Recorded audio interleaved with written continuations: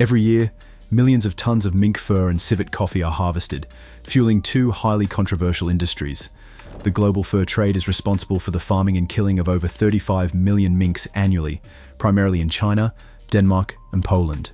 Meanwhile, civet coffee, or kopi luwak, is considered one of the most expensive coffees in the world, with prices reaching up to $600 per kilogram. However, the reality behind these industries is far from luxurious. Mink fur farming involves cramped, inhumane conditions, and civet coffee production often relies on force feeding and poor treatment of civets. Today we'll break down how these products are harvested, the ethical concerns surrounding them, and what alternatives exist. Stick around to find out what really happens behind the scenes. If you're interested in more content like this, make sure to subscribe to our channel. Mink fur has been a status symbol for centuries, used in coats, scarves, and luxury accessories. The demand for high-quality mink fur has driven the expansion of fur farming, where minks are bred, raised, and ultimately killed for their pelts.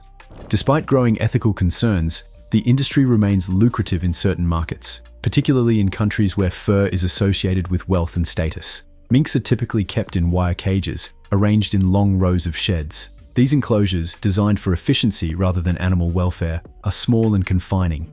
Minks, which are naturally solitary and territorial creatures, are forced to live in close quarters with other animals, leading to high levels of stress, aggression, and sometimes self-mutilation. The constant confinement results in repetitive stress behaviors such as pacing, fur chewing, and self-inflicted wounds. To maximize pelt quality, minks are fed a specialized high-protein diet, usually composed of fish and poultry byproducts. This diet ensures the animals develop thick, glossy fur that meets industry standards. However, farms prioritize fur quality over the well-being of the animals, leading to poor living conditions and a complete disregard for their natural behaviors. In the wild, minks are semi-aquatic creatures that thrive in diverse environments with plenty of space to roam and access to water for swimming and hunting. They are skilled hunters who rely on their agility and instincts to survive. On fur farms, however, they are confined to wire-bottomed cages with no access to water, significantly impacting their physical and psychological well-being. The absence of natural stimulation results in abnormal behaviors, increased aggression, and heightened levels of distress. When minks reach about 6 months of age, they are killed for their fur. The industry employs various methods to minimize damage to the pelt while ensuring mass slaughter efficiency. However, these methods have been widely criticized for the suffering they cause. One of the most common methods is gassing, often using carbon monoxide. This method is considered efficient and prevents damage to the fur, but it is not painless. Animals often struggle for breath, experiencing distress before losing consciousness. Some studies suggest that the process is not always instantaneous, resulting in prolonged suffering. Electrocution is another method frequently used in the fur industry. Electrodes are inserted into the mink's mouth and anus, delivering a lethal shock. This practice is controversial because of the severe pain and suffering it inflicts before death. Critics argue that it is a cruel method designed only to preserve the integrity of the fur. Some farms still employ other methods, such as cervical dislocation, neck breaking, or blunt force trauma. These methods, though less commonly used, are widely condemned for their cruelty. In some cases, minks are not killed instantly and may suffer significantly before dying. China is the leading producer of mink fur, with millions of pelts produced annually. The country's large-scale fur farms operate with minimal animal welfare regulations, making them a major supplier to the global market. Denmark was previously one of the largest mink producers, but after a COVID-19 outbreak among farmed minks, the industry faced significant challenges. The Danish government ordered the culling of millions of minks to prevent further spread of the virus, leading to a major decline in production. Other countries, including Poland and the Netherlands, also contribute significantly to the global mink fur trade. Several nations have banned fur farming entirely due to ethical concerns. The UK, Austria, and the Czech Republic have implemented bans, reflecting growing opposition to the industry. Major fashion brands like Gucci, Versace, and Prada have also pledged to phase out real fur from their collections, responding to consumer demand for cruelty-free alternatives. Despite these changes, mink fur remains a symbol of status and luxury in certain markets, particularly in Russia and China, where demand remains high. Animal rights organizations have long condemned the fur industry for its cruelty. The conditions on mink farms are often compared to factory farming, with overcrowding, poor hygiene, and inhumane killing methods. Despite the declining demand for fur in Western markets, the industry continues to thrive in regions where ethical concerns have not yet driven legislative changes. Beyond animal welfare, the environmental impact of fur farming is also a major concern. Mink farming requires vast amounts of resources, including water, food, and chemicals used in pelting processes.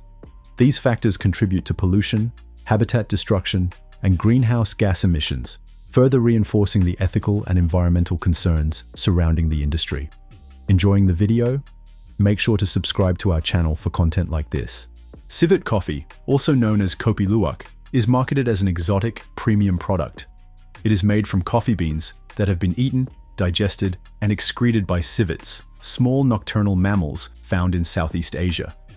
The process supposedly enhances the flavor of the coffee, making it highly sought after by luxury coffee enthusiasts. However, the production methods raise serious ethical concerns. In the wild, civets naturally consume ripe coffee cherries, which then pass through their digestive systems.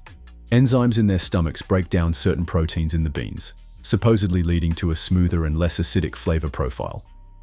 The beans are later collected from civet feces, cleaned, and processed to produce the final product. Originally, this was a rare and natural process, with farmers collecting the beans from the wild. However, due to high demand, many civets are now captured and kept in captivity for large-scale coffee production. To meet increasing demand, many civets are kept in small, unsanitary cages where they are force-fed coffee cherries. This unnatural diet can cause malnutrition and severe health issues. The stress of captivity often leads to abnormal behaviors such as pacing, biting, and self-harm. Many civets die prematurely due to the inadequate care they receive. In the wild, civets play an important ecological role, helping control insect populations and dispersing seeds. However, their mass capture for coffee farming disrupts local ecosystems and threatens wild populations. Civet coffee is one of the most expensive coffees in the world, selling for anywhere from $100 to $600 per kilogram. The Philippines, Indonesia, and Vietnam are the primary producers, but much of the coffee marketed as wild-sourced is actually from caged civets. Many consumers are unaware of the ethical issues behind the product. Despite the high price, the quality of farmed civet coffee is often inferior to that of naturally sourced beans. In the wild, civets select the ripest coffee cherries, leading to a better flavor profile. In captivity, they have force-fed a monotonous diet of coffee cherries, reducing the overall quality of the beans. The rise of civet farming has led to widespread animal welfare concerns. Unlike free-roaming civets that naturally select high-quality cherries, caged civets are often given poor-quality fruit, affecting their health and the taste of the coffee. Additionally, many brands falsely market their coffee as wild harvested, deceiving consumers. Now that you know the truth about mink fur and civet coffee, what do you think? Would you still buy these products, or do you believe ethical alternatives are the way forward? Let us know your thoughts in the comments below. If you enjoyed this video, don't forget to like, comment, and subscribe to our channel for more informative content. See you in the next one.